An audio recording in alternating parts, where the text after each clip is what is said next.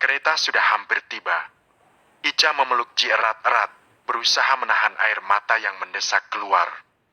Bau parfum Ji yang menenangkan seakan-akan ingin ia simpan selamanya. Ciuman mereka kali ini terasa berbeda, lebih lama dan lebih dalam. Seolah-olah keduanya tahu ini akan menjadi perpisahan yang panjang. Saat Ji melangkah masuk ke dalam stasiun, Ica masih berdiri di tempat yang sama. Matanya mengikuti setiap gerakan suaminya hingga sosok Ji lenyap di balik pintu peron.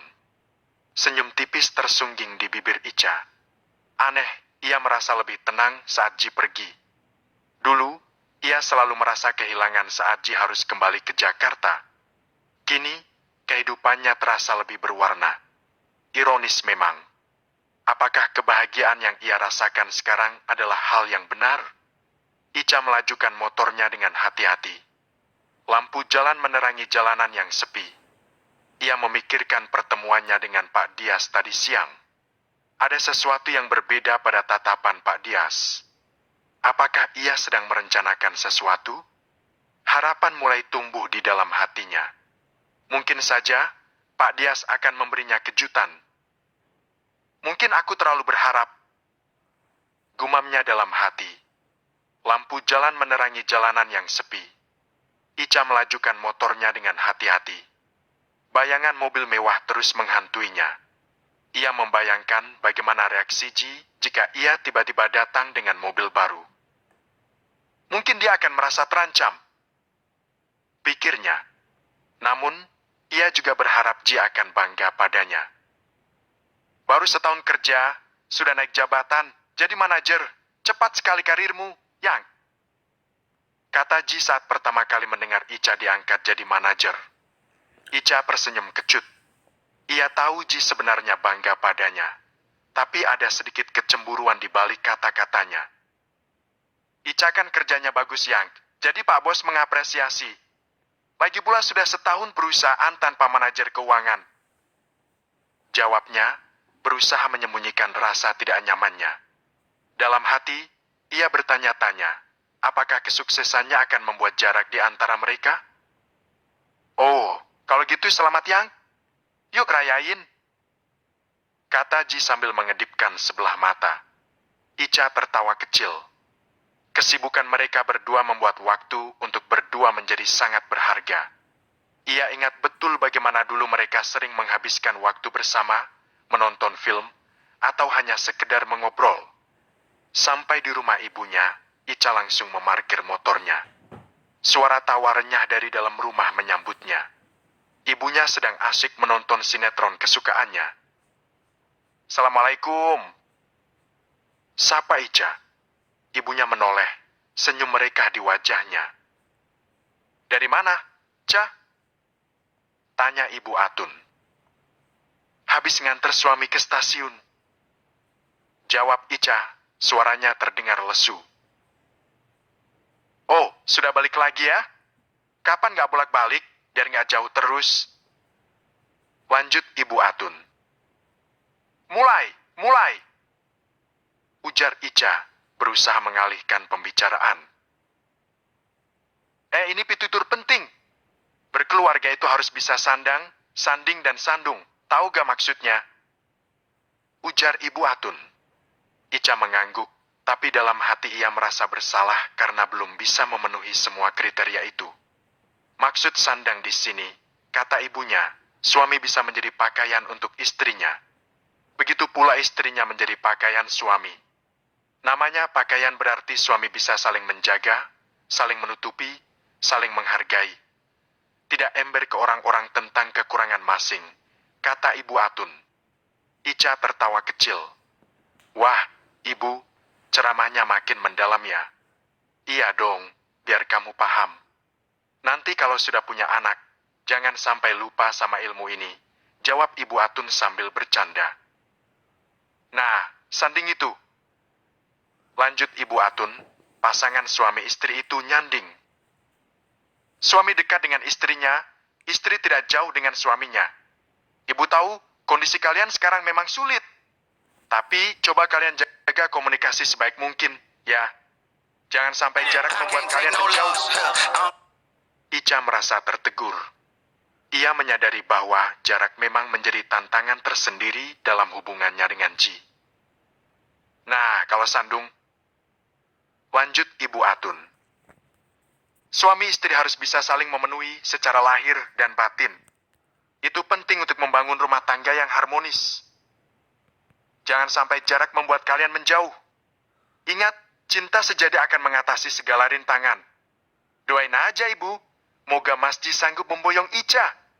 Kalau di sini, Mas Ji kayaknya sulit dapat kerjaan yang pas Bu. Kalau Ica sekarang ikut Mas Ji, aku takut nggak bisa membahagiakan dia. Aku kan belum siap jadi ibu rumah tangga.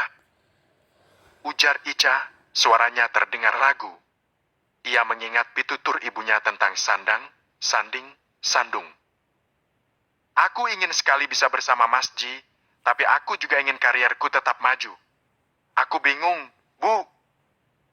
Dalam hati kecil, Ica mengakui pitutur itu benar adanya. Karena kurang lengkapnya sandang, sanding, sandung ia kini jatuh ke sandung bosnya. Ica sudah naik jabatan ya. Kata Nindi, kamu sudah jadi manajer, puji ibunya. Iya, Bu. Nindi kemana, Bu? Tanya Ica. Tadi keluar sama temennya, jawab ibunya. Pacarnya kali, Bu, celetuk Ica. Tahu dah, gak tahu ibu. Pacar atau bukan. Wong Nindi banyak temen cowok yang suka main, sahut ibunya, sambil tertawa kecil. Emang membingungkan si Nindi. Lupa, tadi aku beli gorengan, kata Ica, berusaha mengalihkan pembicaraan. Ica beranjak mengambil bungkusan kresek yang digantung di spion motornya. Aroma gorengan panas langsung menyeruak begitu bungkusan itu dibuka. Dengan cekatan, Ica mengambil piring dan menata gorengan bakwan, tahu isi, dan tempe yang masih mengepul. Tak lupa cabai rawit sebagai pelengkap. Ini gorengan, Bu, masih anget nih. Ujar Ica sambil menyodorkan piring berisi gorengan. Gimana kabar Pak Dias? Tanya ibunya. Ica mengambil gorengan. Ibunya memang tahu kalau perusahaan tempat ia bekerja adalah milik Dias. Ibunya juga tahu kalau Pak Dias adalah suami Firta, ibu wali kota. Kasus foto itu yang mirip istrinya sudah disidangkan ya? Ibu Ica bertanya dengan nada bercanda. Ica tertawa kecil. Tahu Abu, gak ngurus soal kasus itu. Pak Dias saja enjoy aja, mungkin dia lagi diet protein. Ujar Ica sambil mengunyah gorengan pedas. Aduh, pedas banget. Teriaknya sambil meminum air putih. Udah malam, Nindi belum pulang, Bu. Tanya Ica khawatir. Bentar lagi juga pulang. Jawab ibunya santai.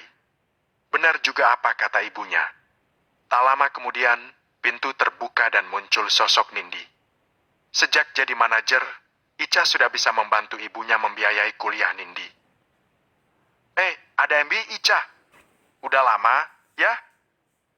Sapa Nindi sambil memeluk Ica singkat. Habis pacaran ya? Goda Ica. Enggak, MBA. Lagi sibuk ngerjain tugas. Jawab Nindi.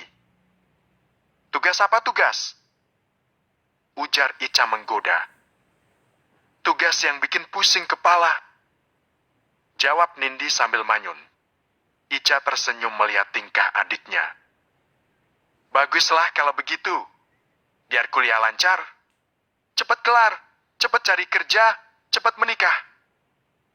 Ujar Ica sambil menatap Nindi penuh bangga. Cepat punya anak MBA.